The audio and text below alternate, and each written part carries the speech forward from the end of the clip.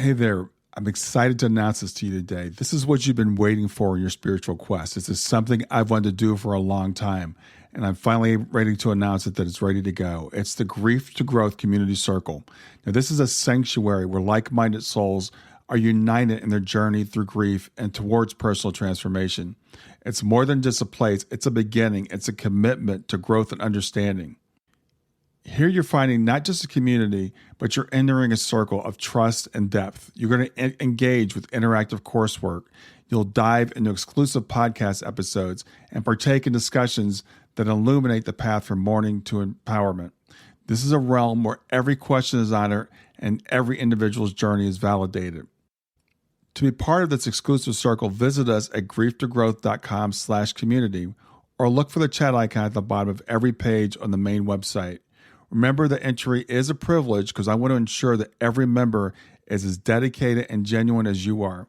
You must apply to join, but the journey within is worth every step. So go ahead and join us today. Check it out, grieftogrowth.com/community, and I look forward to seeing you there. Hey everybody, this is Brian back with another episode of Grief to Growth, where we explore the depths of human potentials, transformation, and the mysteries of existence.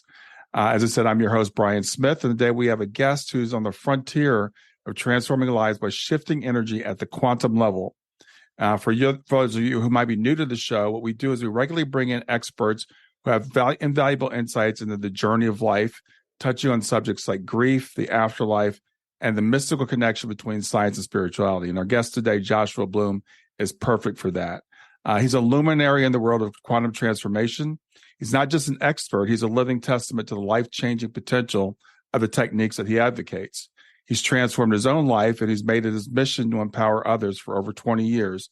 And he works particularly with people who are spiritually minded, people like empaths, and people who are sensitive souls. He's a mastermind behind quantum energy transformation, which is a groundbreaking approach that stems from his personal journey from breakdown to breakthrough. His work is rooted in the revolutionary studies of quantum biology by acclaimed researcher Bruce Lipton, who's validated the science behind Joshua's life-altering methods. So whether you're dealing with chronic pain, anxiety, depression, or any range of emotional or physical ailments, he's got a way to help you transform that. He's the author of the book, The Ultimate Answer is Inside, with a foreword written by Bruce Lipton, PhD. So he's not just an author, though. He's also a TV host. He's got a show called Emotionally Free TV, and he's executive producer of the film The Ultimate Answer is Inside. So as I said, Joshua is a trusted authority on the application of quantum transformation. We're going to talk about that today, his technique and his book and what his expertise is in that field. So with that, I want to welcome Joshua Bloom. Thank you for having me. I'm excited to be here. Yeah, I'm really excited to have you here. As I said, what you do fits right in with what we try to do here at Grief to Growth, to help people to make transformations. And your book, I have to say, was very unique from other things that I've read. And you start off and you talk about this idea of Newtonian physics versus quantum physics. So if you could explain to people what that means from not only a physics perspective, but how it relates to us as human beings. Well, the Newtonian worldview is what we see when we think about the medical model or the scholastic model or the religious model. All of the models that we have out there today are all in what you might call the therapy model or the parenting model. They're all the same model. Mm-hmm. They're all the same model. So what's different about a quantum worldview is that from a quantum perspective, it's more open. We've taken out the rules. We look at things from a more open space where we can see things not as far as protocols and steps and strategies, but instead we look at things as possibilities because, quantum is the study of possibility. Mm-hmm. So what I do, interesting that you said earlier, techniques. We don't do that. Right. Techniques are in the therapy model, while processes, playing, experiencing, all has to do with the quantum model. So it's very different. The biggest issue I think about the two different models is it's hard to recognize that you're even in a model. Mm-hmm. It's sort of like a fish in water. The fish doesn't know it's in water. The fish is just doing what fish do. It doesn't say, hey, I'm in water, I'm splashing. It just knows that it is a fish, or maybe not even that. But it doesn't know that the model, the body of water it's in, is water. Just like we don't know that the body of systems that we're in is that Newtonian model, or that therapy kind of model. So even our legal is all in the same model too. It's very interesting how everything falls into this model that's very restricted, has lots of rules.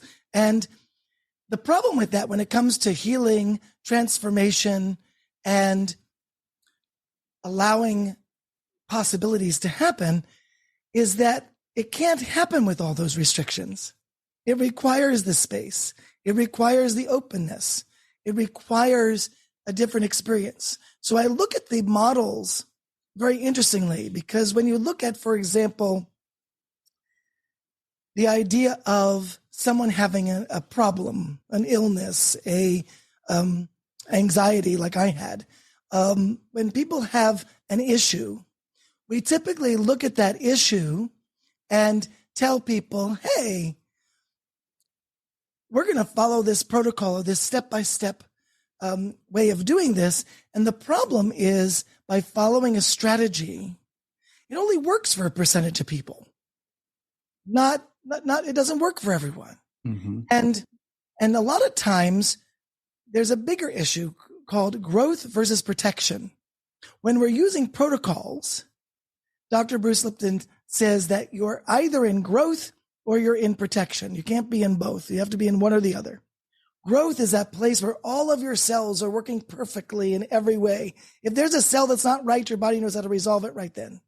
And so your body is in growth in that place. But if you're in protection, that's when you're kind of in a place of fight or flight. You're in a protection mode, but you're not very protected in that mode, if that makes sense.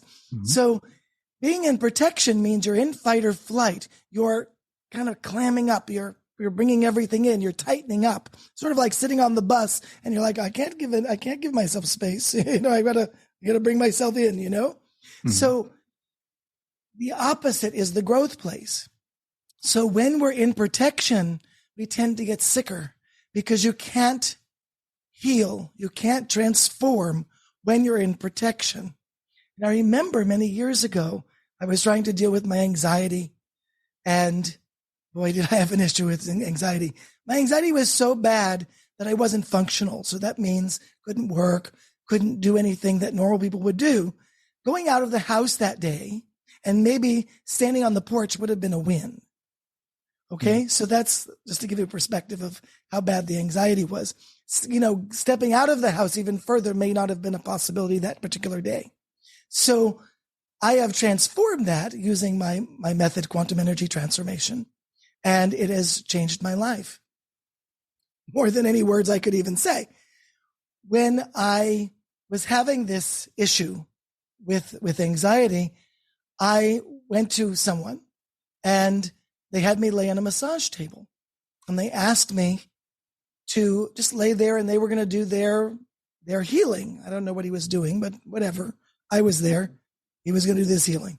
I'm laying on the massage table, and all I can think about is, what is he doing? I don't know him all that well. Can I trust that he's not going to do something I don't want him to do? Am I going to be okay after this? Am I going to be better? Maybe I'll be better. Maybe I won't.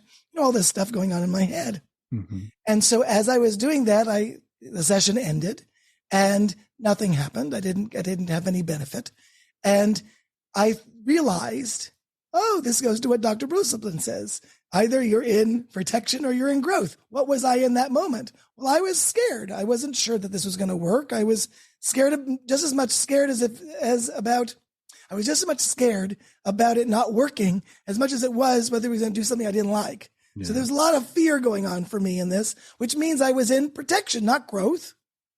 So in quantum energy transformation, I learned from that experience and many others that nothing's going to work unless you're in a growth place. So we start that way. We start in what growth is. And growth, I had to learn what it was because I've read so many books and researched so many things. Nobody tells you how to get into growth. So I was able to discover it for myself. And what it is it's being in the body. Either you're in your head or even worse, out of body, or you're in here, which means your higher self is literally inside of you.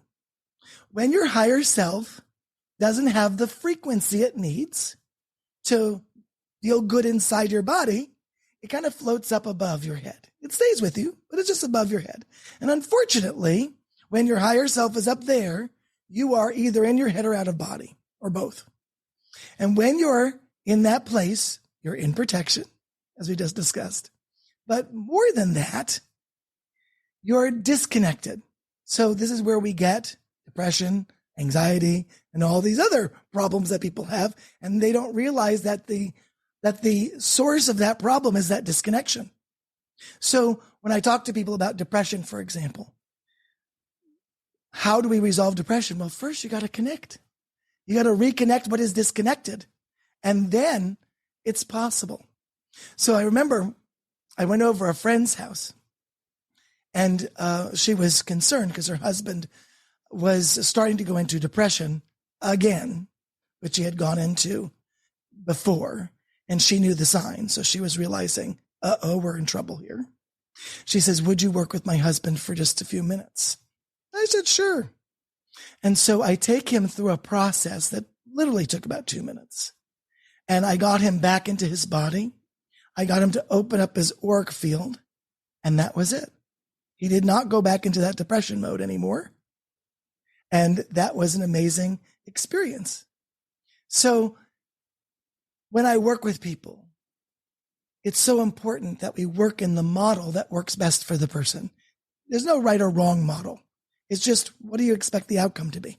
If you want an outcome to be something like I just discussed, where someone who is going into depression and then doesn't, that's not going to happen in a therapy model. Because first of all, I got to stop everything, go through the protocol and go through the strategies, make sure I've set it up properly, make sure I do it right. I can't do it wrong or I'm wrong, right? So that's how the protocols work. So the power of understanding how things work when it comes to the models that we're using. And we're using a quantum model, that more open model that allows for the possibilities.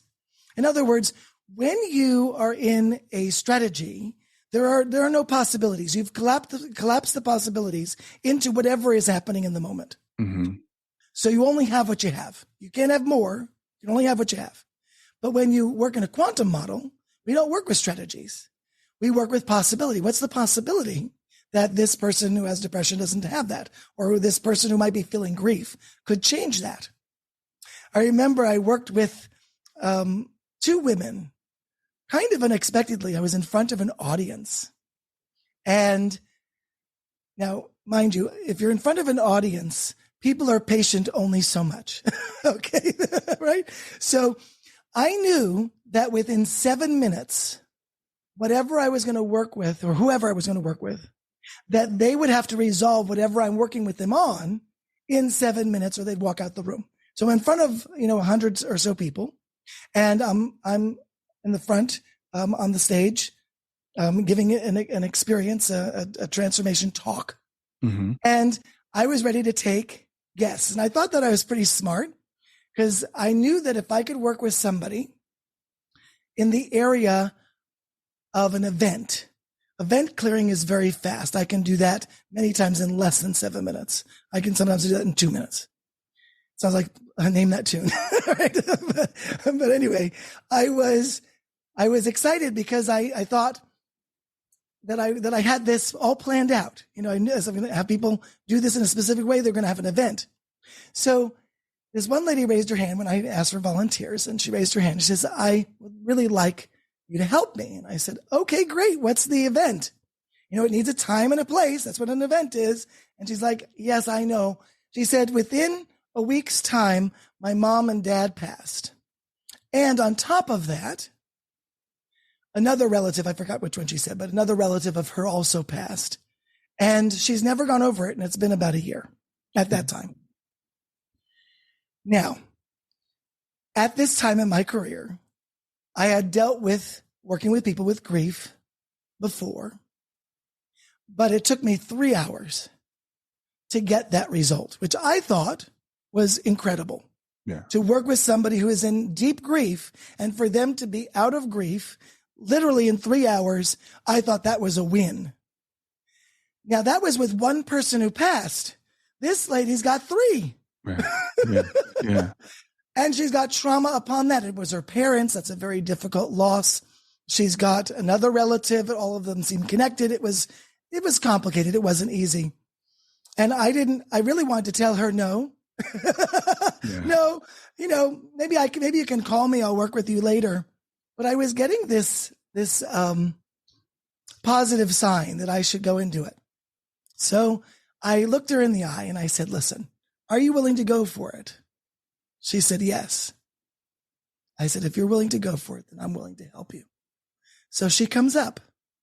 And so, in my mind, I'm looking up at God and saying, why did you put me in this position? I've got 7 minutes, Anyway, I had to let that go because I knew that if I was going to stay in my head, I'd be in protection and I was definitely not going to get the result. So I brought myself back into my body and I had her bring up the issue and I took her through the quantum energy transformation process. And in 7 minutes, she released the grief. That was very debilitating for her. She wasn't working. She wasn't really moving forward in her life. She was stuck. Mm-hmm. And you think after a year that she'd be in a better place, but it seemed like she was in a worse place than you would imagine. It was very, very difficult. And so when I worked with her in that 7 minutes, we did it. And I felt, well, there's 2 things I felt. I felt, yay, that was a really big win. I also felt like that was like a miracle because I've never done that before in 7 minutes.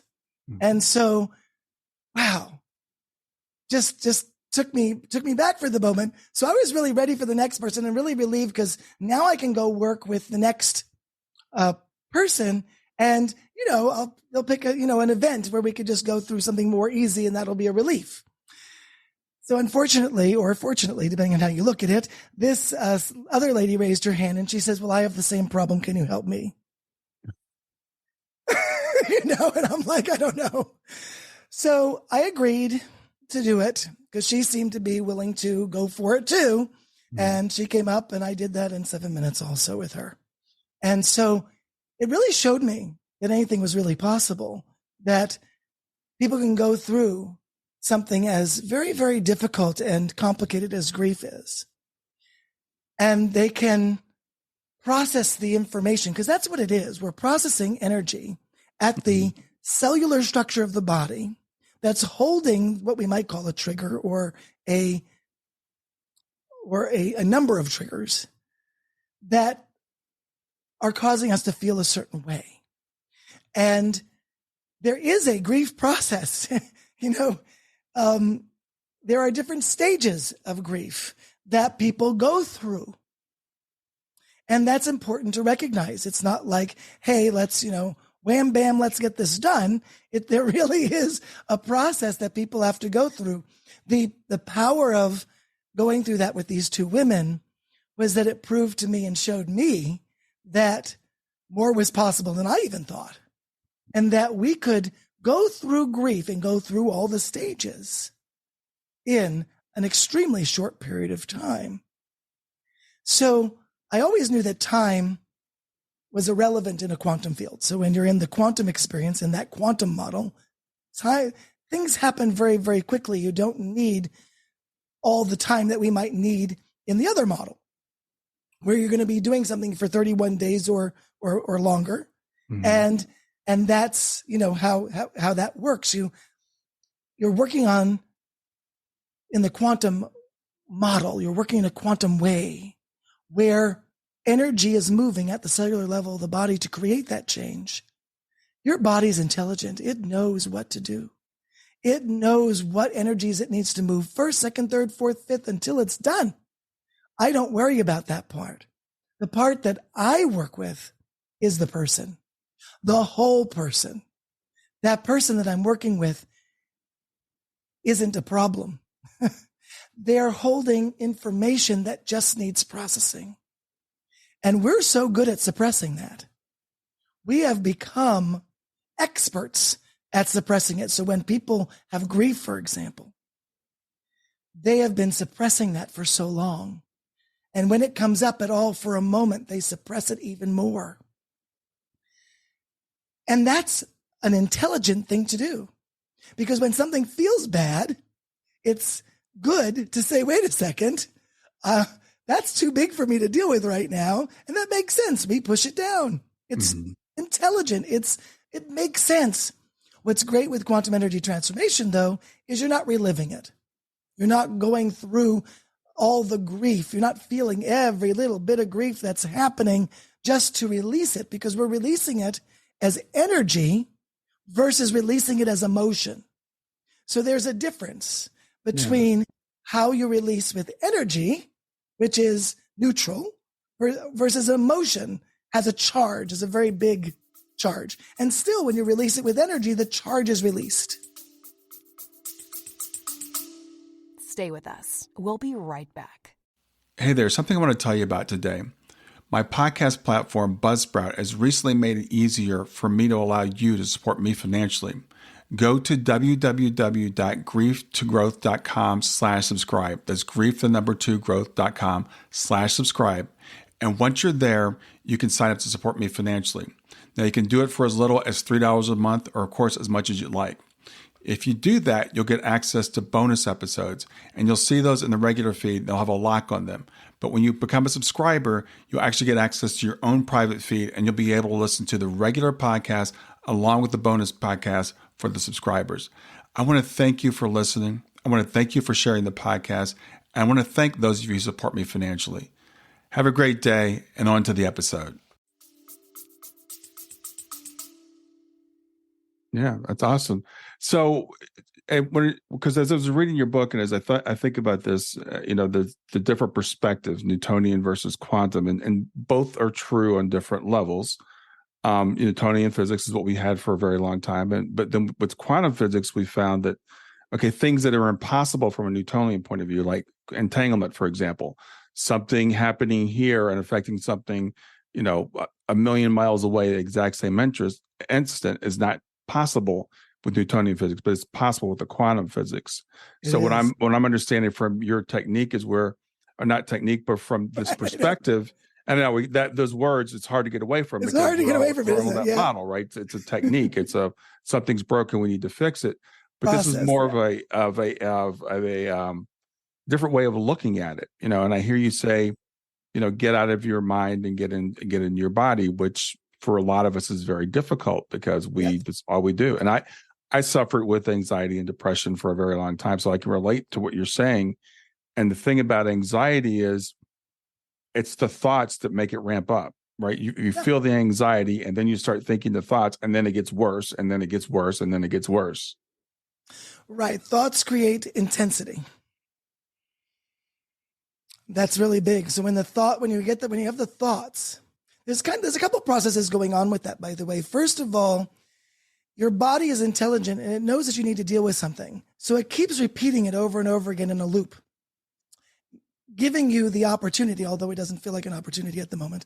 Right. It feels really triggery and awful, right? So, but when it's repeating it over and over again, it then builds a momentum of itself. So the momentum is building. So you have that thought, and then you feel badly, and then you feel badly that you had the thought, and then you're thinking, I shouldn't have that thought. And then you're thinking, well, I need to stop that thought. And then now you're having, judgment about the thoughts and the feeling at the same time. And that is spinning around, going over and over and over again. So now you're really, if you haven't already made it bad, you've made it really, really worse. Exactly. Because of not intentionally, but just sort of naturally, because it's like, how do I stop it? And then we're like judging ourselves on that as well. So now we're judging ourselves, and we have the anxiety, and we have multiple judgings and multiple things that we say. It's not just one thing that you say. There are many things that you say that are going on in your mind. Mm-hmm. This is why in quantum energy transformation, it's good to be out of your mind in this case and get back into the body. But as you said, it can be very difficult.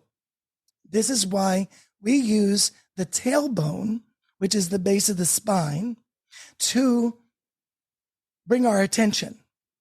And when you bring your attention down to the tailbone, you're really away from your head. You're bringing it down so that it's far away.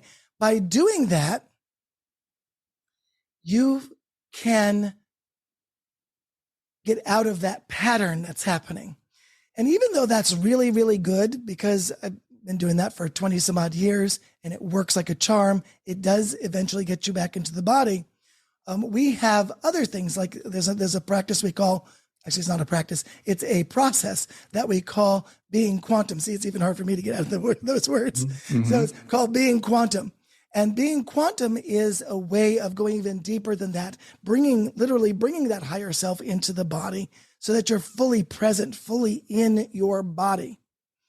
And then we also have the pendants. I'm wearing quite a few of them today. Mm-hmm. So we have the pendants because sometimes or many times it can be really hard to get in your body. You're working to get into your body. And then what do? You pop out into your head. You have a thought.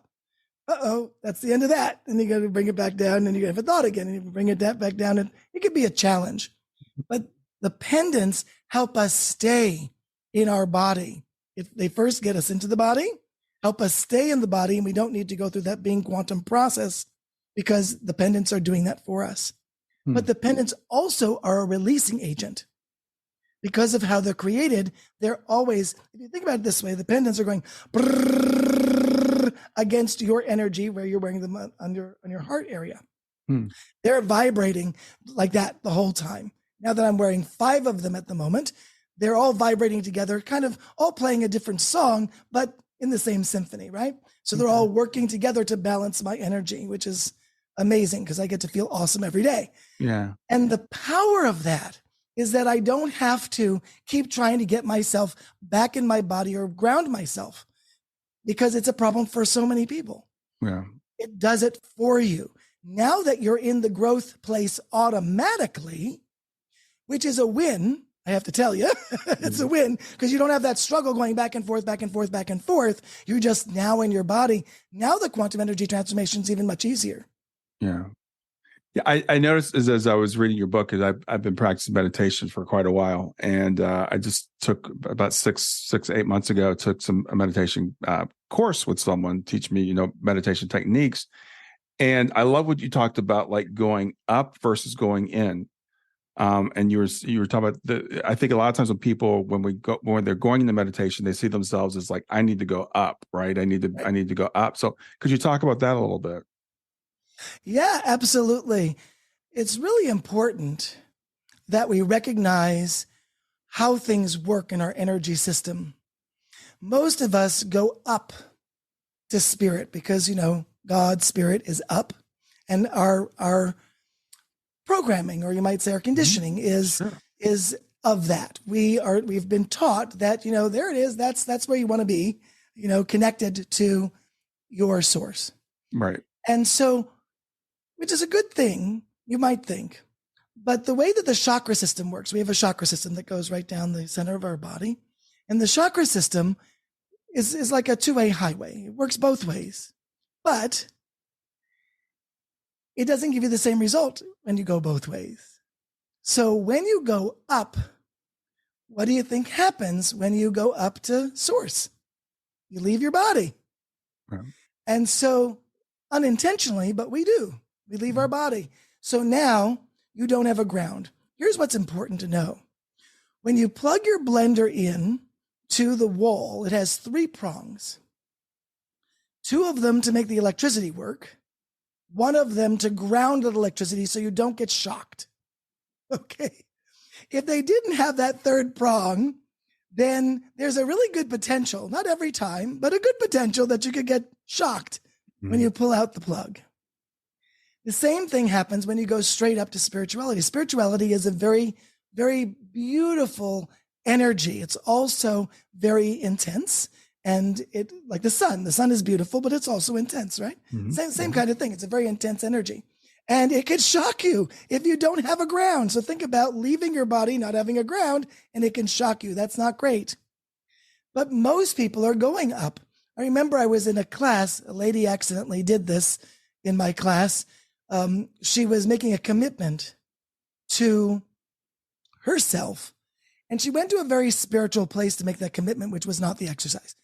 Okay, but it was what it was. Mm-hmm. And she stated this commitment, but she went so high up, she fainted, literally fainted. Mm-hmm. And so in the class, I had to, make sure everybody was away from her, give her some space, and then guide her through a quantum energy transformation process to get her back into her body because she was so out, and have her recover from that experience. And then eventually he had an opportunity to talk to her about it and let her know that if we're going to do that kind of if you're going to go up, we're not going to go up. We're going to go down to make the commitment. Mm-hmm. So we think about that 2-lane highway of the chakra system. Instead of going up, it works the same way. If you go down, you get the same experience. When you go down the body, down to the root chakra, and you connect with the root chakra versus, you might say, the third eye or the crown chakra. When you go to the root chakra, think about the chakra system being a circle or a globe or round. We tend to look at it of what we see on our computer screens when we type in chakra, right? We look at the chakras. What do we see? It looks like, almost like a piece of paper with a person, and then we have the chakras going up and down. That's what we normally see. But if you see them as a circle, the top and the bottom are connected. Mm-hmm. So when you go down, you can get to the top, and it's very quick because when you go down, you go right to the top. What's there, right? So by going down to go up, and it's so powerful. When you go down to go up, it literally grounds you and brings you to spirituality in a way that allows you to feel powerful. Because when you're grounded, you feel powerful. When you go up, a lot of people in meditation, unfortunately, don't understand the concept. There's a difference between being in your body and trance. Trance is a meditation experience. It happens in hypnosis. It happens in meditation. You go into a light or deep state of trance. Mm-hmm. Being in your body, trance is not required. It's literally your higher self being in your body and your attention low in your body. That's what creates being in your body. They're two separate things.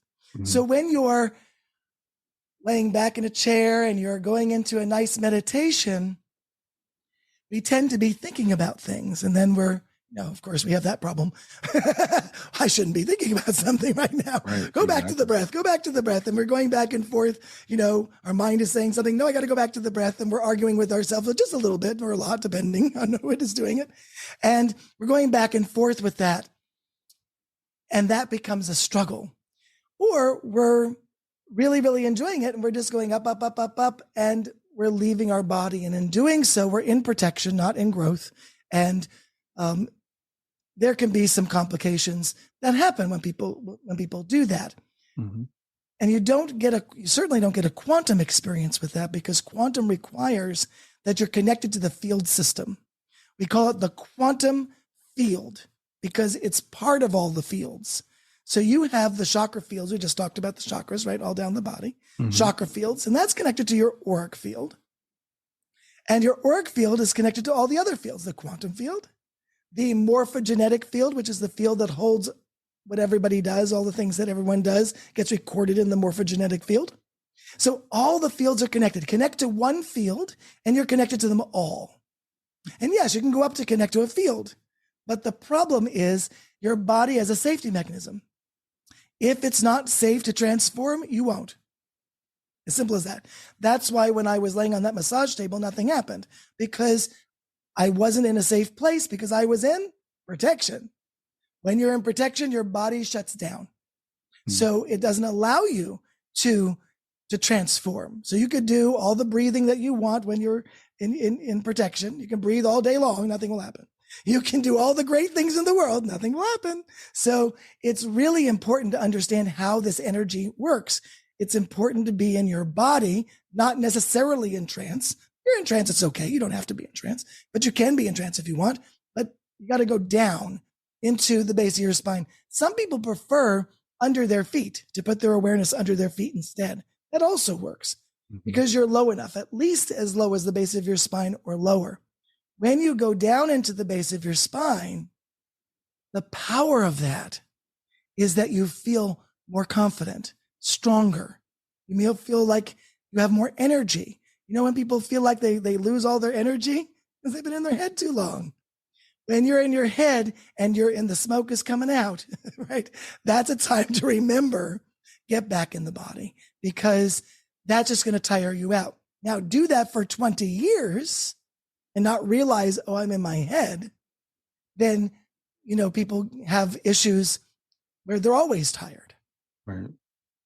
Yeah, and you know, it's interesting as we talk about this, when you're talking about, you know, being in your head versus being in your body. A lot of times when it comes to spirituality, we're thinking, okay, I'm trying to get out of the body. I'm trying to escape. I'm trying to get, you know, to this other place.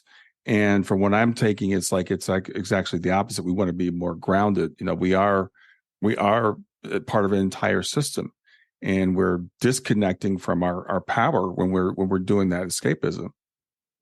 I like that you say escape, because that's what people are doing. We tend to think if we're not feeling the bad feeling by escaping, it's handling it, but really it's making it worse, unfortunately. And that's what you said before, the thought comes and then it escalates. So that's really what's happening. You're just escalating whatever the bad feeling is, regardless if it's anxiety, depression, grief, all of it. It all escalates in the same way. Right. So to de-escalate it, you want to be grounded. When you're grounded, your body gets a signal that says, hey, you're strong enough to deal with this now.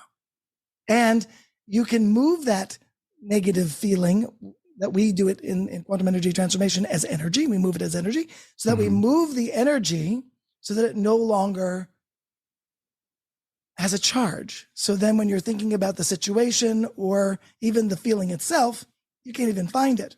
I was working with a lady, I think it was yesterday, and she interviewed me also, and it was very, very interesting. And she wanted to experience it. I said, absolutely, come and I'll help you. So I took her through a process. Well, you know, she scheduled a long time. She said, let's do an hour. I said, okay. So, you know, I met with her, and within 5 minutes, we had released her really, really, really big problem. 5 minutes. Wow. We had all that other time to talk about how amazing it was that we released it in 5 minutes. Right. It took longer to talk about that than it did to do the process. Why did that work so fast? And she had a big problem that she was dealing with, a past life kind of big issue. And when you work with such big stuff, quantum energy transformation has the ability to handle many aspects at once. Most other modalities can only handle one aspect at a time. And then you resolve that aspect, and then you resolve the next aspect, and then you resolve the next aspect. You know what I mean? So the problem with that is we really have thousands of aspects. And if you have bigger problems than that, it could be millions of aspects. You are not going to be able to do that with every single aspect. It would take more than your lifetime to be able to do it. So this is why in quantum energy transformation, it's dealing with all these aspects at the same time. And it only took 5 minutes for this woman to transform an issue that probably, if she did it through counseling, would have taken 20 years. So different process, different model. Right. Well, I like that model, or I like the word perspective for me. Yes. It's a different way of approaching it. And so I'm a little bit familiar with Dr. Lipton's work. So did you develop this from his studies, or how did you discover quantum energy transformation? Well, it started out where I went and I took a little class in Canada, and I was going to learn neuro-linguistic programming. That was what I went for. And they threw in this other modality where they taught some quantum work. And it started me on this quantum path, because that was the only thing that really ended up working in my life, was the quantum work. Because the neurolinguistic programming, how fabulous it was, and it was great, didn't fully work for me. And I learned why in this class, because the level in which I was trying to make the change was too low. and I needed to make it at a higher level in order to actually make that change. And so in quantum energy transformation, I discovered how to actually create change at the different levels, and actually updated the model that I now call the model of life. And I use my understanding of how to shift energy with the understanding of the model, so that we can make changes at higher levels, which in a sense is a deeper change. I know that sounds interesting because the level is higher, but the change is actually deeper. Yeah, and we sense. Transform our lives very, very fast and very, very easy.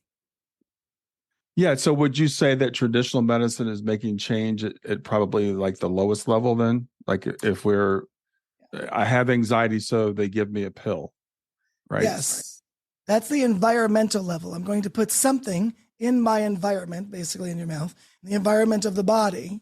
And of course, it only works while you're on the medication, right? It doesn't work if you stop taking the medication. So it's not really resolving the big issue. It's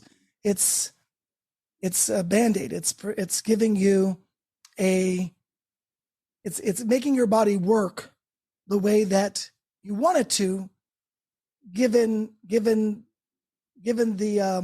parameters that it can do it in. The problem with a medication, though, is that there are lots of side effects.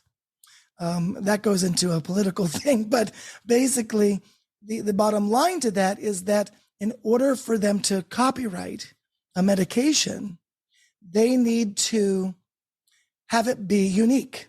It can't be like a plant. Right. So they've got to change it enough. And because they're augmenting, not using the whole plant, for example, they're augmenting it. And by doing that, now there are side effects. Because most of the time, like for example, essential oils has little to no side effects because they're using the whole plant. Whereas a medication, well, they can't just use essential oils because then they can't copyright it. So basically that's why we have the side effects. It's really a money thing, unfortunately. Yeah. So the power that we have in quantum energy transformation is that the energy itself is the medicine. Stay with us. We'll be right back. Hi there. I'm really excited to tell you about my latest ebook. It's 4 lessons that you can learn from the near-death experience without going through all the trouble of dying to learn them. I've been studying NDEs for several years now. I am completely convinced that not only are they 100% real, but that there's some very universal wisdom that we can get from the near-death experience. And I've distilled that down in this book into 4 short lessons. And I've also given you all the reasons why I believe that NDEs are absolutely real. So go to www.grieftogrowth.com/NDE lessons to pick it up for free. www.growth.com/NDE lessons. I hope you enjoy it. Yeah, that's a great way of looking at it, a great way of putting it. And I know, for example, with anxiety and depression, those are some of the most heavily prescribed medications that we have, and they're effective for a few people for a while. They're not effective for a lot of people, and they're typically not effective long term. Even Norm Shealy in my book, he kind of said it really strongly. He's like, they're the worst medications on the market. I mean, there's so many medications, but if there was a worse one, it would be the ones for mood. They're the worst, right? Because they're not addressing the root of the problem. We're going to, the brain's having these issues, but where are the issues coming from? And I think that's what, Dr. Lipton's work and your work talks about, is what's as you said, addressing it from a higher level, but it's really addressing it at the root. It's like, what's actually causing this? And so it's a broader, perspective. And as you said, also with little to no side effects, right? It's just the way our bodies are designed to work. There's no side effects with the work that I do. Right. There are some energy works that people do where people get what's called a healing crisis. I'm not into that. So I have found ways to do the same work without requiring a healing crisis.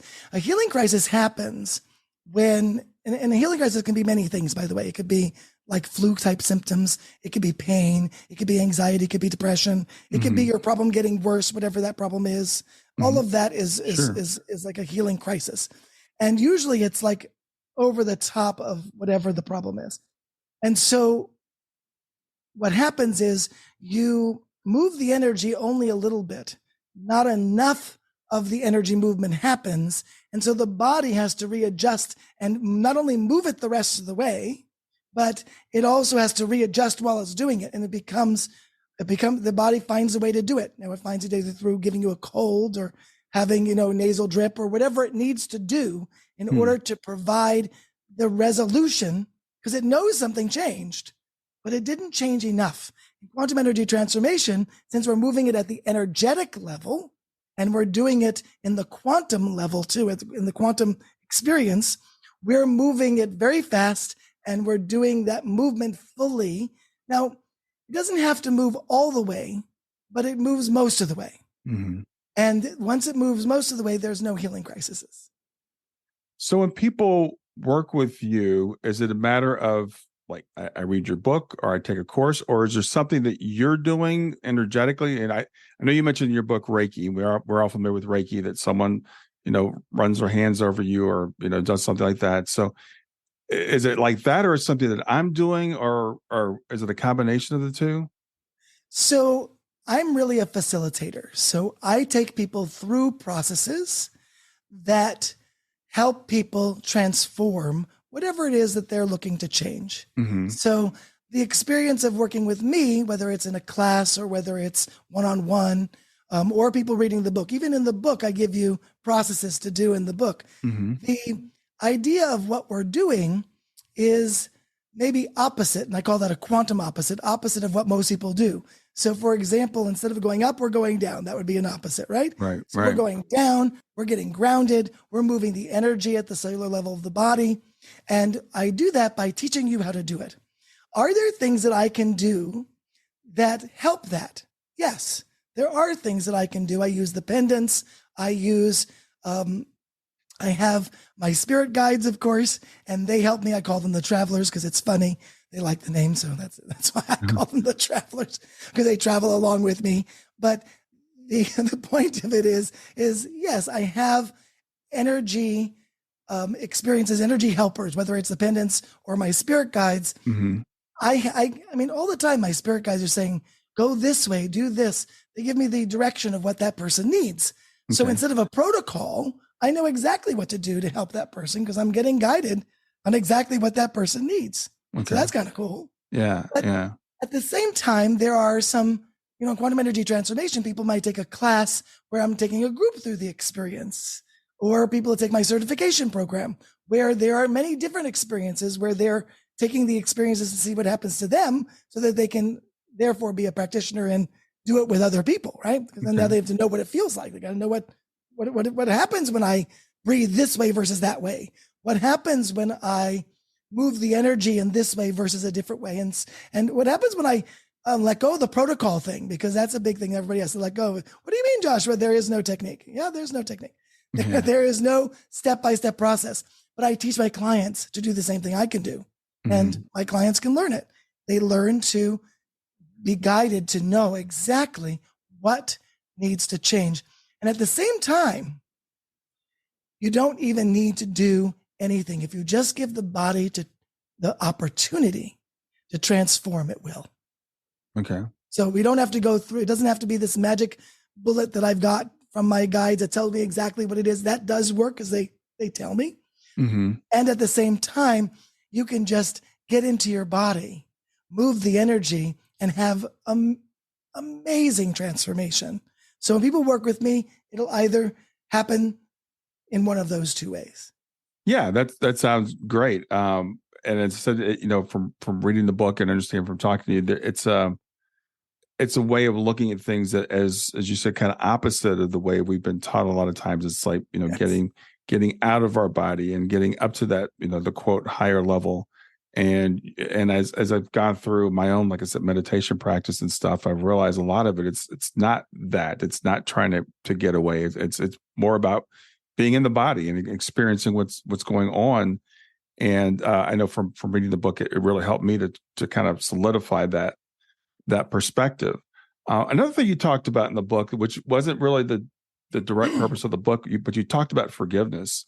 And I thought you had a really interesting take on forgiveness and what it is, because people get all hung up on forgiveness.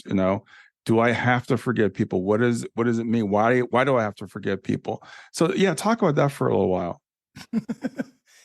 It's funny because you're mentioning some of these things that you're mentioning are points that I make that are very strong and interesting. Like you talked about Reiki, because I went into the Reiki community and said, wait a second, Reiki needs to be evolved. And of course, got myself in trouble there, but that's okay. Yeah. We need to evolve things and make things better and not be stuck with sticking with the rules. Sometimes it's okay to break the rules to open up to a new possibility. So when it comes to forgiveness, I really studied forgiveness and got an understanding of it. And when you think about the word forgiveness, I don't know about you, but when I feel it in my body, and it doesn't feel so good. It feels negative, really. And so people are working on forgiving people, and they're getting stuck into that feeling, that negative feeling that they're feeling it too. And they're feeling this negative feeling called forgiveness. And the problem with that is if you're sitting in the negative feeling, you're not changing it. You're just sitting in it. That's not good. Right. So I thought about forgiveness, and I realized that forgiveness was a judgment. And that in order to forgive someone, you have to first decide that they did something wrong. And then you have to judge the wrong that they did. And now that you're there, think about that. Now you're really into the feeling. Do you know what I mean? Now you're really in a bad feeling about what they've done that you are trying to forgive them on. And remember we talked about it escalating? Yeah, that's exactly what it does. Right. So the feeling escalates more and more and more and more. And now it's not really about forgiveness anymore. You've passed that point. You're like, can we get this energy to go away? Because it's now really plaguing me with that bad feeling. And so it's kind of funny, right? Not funny and not funny because it's a serious issue. Right. So I look at forgiveness in a different way. I like to look at release. Now, when you hear the word release, notice the difference in the energy of it. Release and forgiveness have two different energies when you think about them. If you just release it, you don't have to forgive. Forgiveness, in the way that people think about forgiveness, it was basically is the letting go of the judgment, letting go of what someone has done. That is a byproduct of releasing. Yeah. I wanted to say, the reason why I want to read books is because it makes me think about something differently than the way I thought about it before. So I know it might be controversial for some people, but people get tripped up on that word forgiveness. Yes. And as you said, it's because they're still so stuck in the judgment that they know that to truly forgive is to release. So what they think of forgiveness is like, what you're trying to say is tell them what they did was okay, which means what I'm saying is what they did was wrong. So that's therefore a judgment. And I interviewed a guy he was all about forgiveness, and he studied forgiveness. And he's like, perfect forgiveness is when you can pre-forgive somebody, like before they even commit the wrong, or you don't even judge them at all. And that's when you're at the point where, you're truly free. And again, people, we kind of push back against that because, well, that would give people permission to do anything they wanted to do. So it really brings out the fear when people really go into this word. So I appreciate you bringing that up in the book, because I think it's something that a lot of people really struggle with. Oh, I feel so. Excuse me. I feel the same way. People get hung up in the process of forgiveness, and they don't end up forgiving. Recently, actually, there was a woman who did a process that was similar to forgiveness, but it was not my process. It wasn't a quantum process. At least it wasn't supposed to be a quantum process when she started to do it.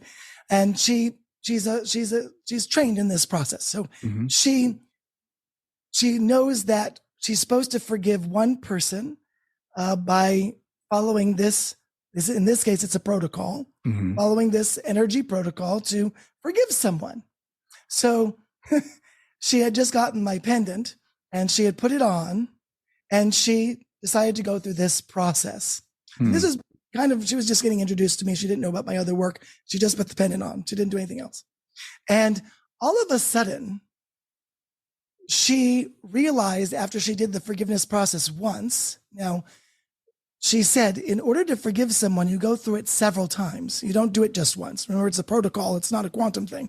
So you have to go through the process, the forgiveness process over and over and over again until it actually does what it's supposed to do. But she did it once. But just simply by wearing the pendant, it cleared several people, like 10 or 15 people cleared.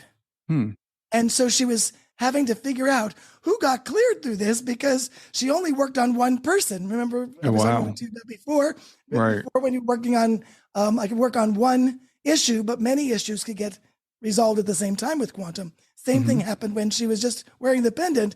It went into a quantum process, even though she was doing this protocol that had nothing to do with what I taught her. Right. But it healed all these people all at once. And she said, Joshua, that's like amazing because all I did was do it once, and you're supposed to do it many times. So she was floored by it, to be honest. And so now she uses the pendant because the pendant brings anything really into a quantum experience too. Okay. Yeah, that's awesome. And that's and that's that linear versus quantum. Whereas instead of doing things in linear fashion, we can do things in parallel. We can do, many things at one time. I would imagine it works also with healing of the body, that, we don't have to focus on each individual thing we're going through. But if we get to this kind of release where we're, allowing the body to heal itself, it could probably cure multiple things at the same time. It can, but we can't say the word cure. It can. As soon as I said that, I was like, I shouldn't use that word. That's okay. I just don't want you to come and visit me in jail. So, but I'm just kidding. But what I say, I work with people, they may have had something like fibromyalgia or Crohn's disease or whatever. And what I say is they no longer experience the symptoms of it, which is the way that you need to say it to be good in that way, legally. Right. But the thing is, the power of what's possible is amazing, that we are so much more powerful than we think that we are. We can transform so much more than we think we can. And so I have proven that to myself because I'm really my only judge in my life. Right. And I have a passion for helping people. I want people to transform yesterday because that's just how I work. I don't want it to take any time. Why should you suffer another minute? That's just how I am. So when I work with people, I'm very passionate about releasing it quickly. Well, I'm glad that I found the quantum, because in the quantum experience, we can transform it quickly. Right. And that makes me feel really good. So it's wonderful to be able to have really good tools. And it's also great to understand that there's science behind the tools that I use to create fast, if not instant change. Yeah. And I'm glad you corrected me on the word cure, because it goes back to that model where we've got a disease, we've got a problem, and we have a cure, which is that Newtonian model, as opposed to there's some things I need to release. There's some things that I can release so that I could be, operate at a higher level. And it's not focusing on what the problem was. You said it's that growth versus protect mode, right? So when we're in like, oh, I've got this problem I have to fix, and you're drilling down, you're focusing on the problem, as opposed to, I want to release my potential. I want to operate at a higher level and let the problem dissolve. I like the way you say it. I no longer have that problem. It's no longer manifesting. Not that I've cured it or I've fixed it. Become a person who no longer requires the problem. Yeah, that was language I saw you use a lot of times too. The person that no longer requires the problem. I thought that was interesting. That's an identity shift. So I work with people at the identity level and higher. And those are the levels I was alluding to earlier. So when we're working at those higher levels, we can change things at the identity level and even higher than that. What that means is when you shift at the identity level, you become a person that's different than you were before. In my book, I talk about people who have this experience of having multiple identities, and they consider that to be a psychiatric issue. Mm-hmm. Who people who have multiple identities. But I find it interesting, and I also find that very powerful to recognize somebody was in such need of help that they brought along other people within themselves to help them cope with it. Yeah. And I think that's really powerful. But in quantum energy transformation, you can become a new identity. So a good example of this is somebody has an allergy in one identity, but then they switch to a different identity and they don't have that allergy at all. Yeah. And this is a medical thing. This actually happens. Yeah. This is a medical thing. This is really cool. So in quantum energy transformation, we're shifting identities too. We don't have multiple identities, but we can shift from one identity to an identity that no longer has that problem within it. Mm-hmm. And so that's what we're doing. So when we were shifting at those high levels, we literally shift our identity to become more of ourselves. We don't really become a different person. I want people get scared about that and say, "Oh, what do you mean I'm going to change my identity? I want to be me." Yeah. You are you. You're just now more of who you are. And it's now including a you that does not have the problem that you don't like in it. Yeah. And it also includes more than that, because in quantum, multiple things happen at the same time because the body knows with its intelligence what to do to solve it. And most of the time, it's solving that and several problems at the same time. Mm-hmm. So it becomes a very powerful thing to happen. I remember when I was doing in-person sessions, and it also happens not in person, but the metaphor works better if it's in person. Mm-hmm. So people would come into my room, my office, and then I would take them through a transformation. They would leave the office a different person. Mm-hmm. So they would shift their identity and their problem would not be within that identity anymore. Yeah. That's a powerful way to leave. It's like, wait a second, I come as this person, I leave as that person. And it's amazing what's possible.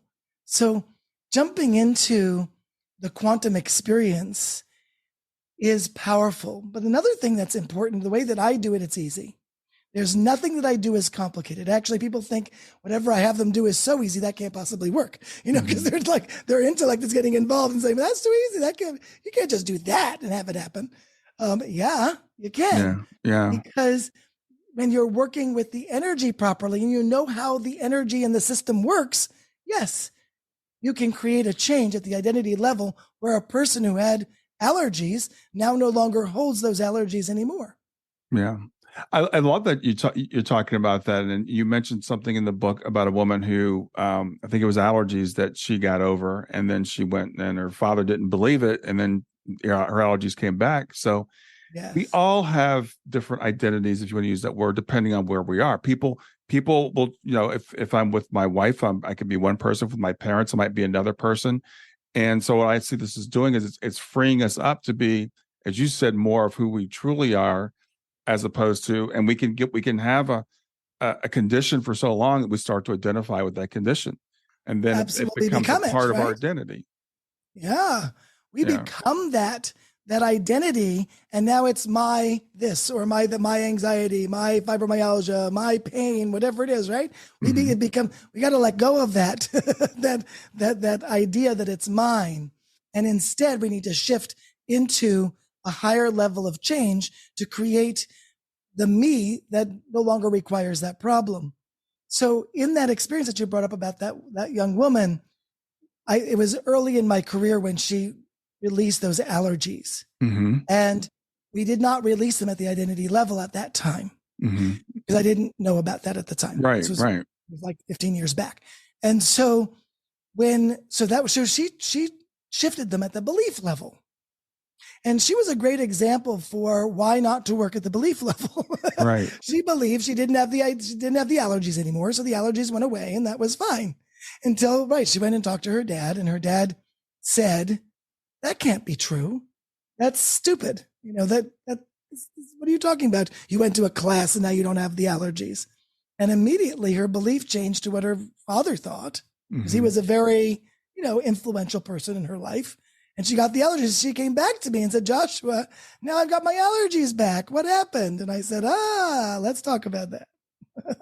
Yeah. I think, well, again, this is, and like I said, somewhat familiar with the word Dr. Lipton, and, it's starting, Western medicine is starting to embrace some of these things because we've gotten so caught up in this Newtonian model. This is the way genes express.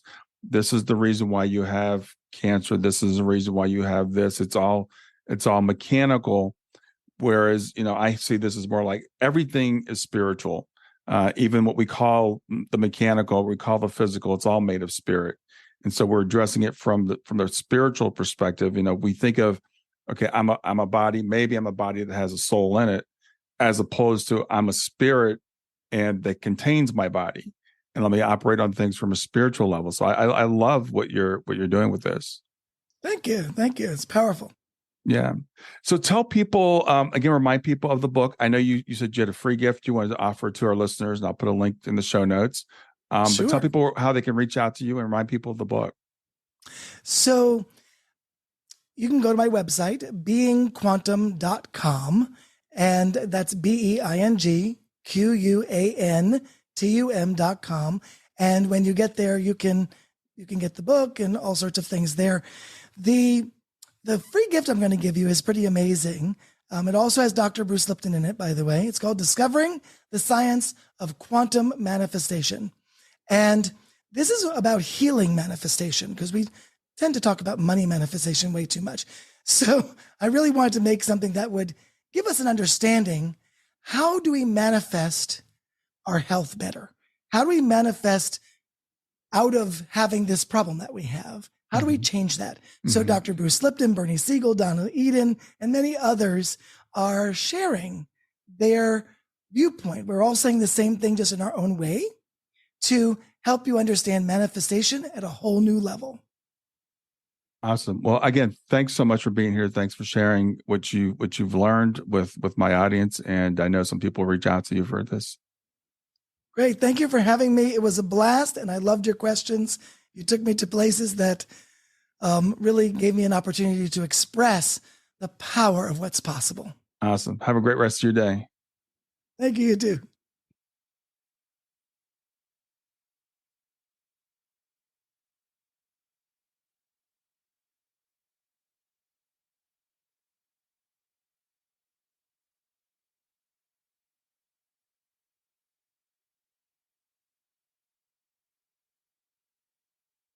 Hi there. I hope you enjoyed this latest episode of the podcast, and I'd love to hear your thoughts. What questions came up for you? What did you like about it? What didn't you like about it? I invite you to visit us at growth2growth.circle.so. That's growth2growth.circle.so to continue the conversation with me and with other listeners.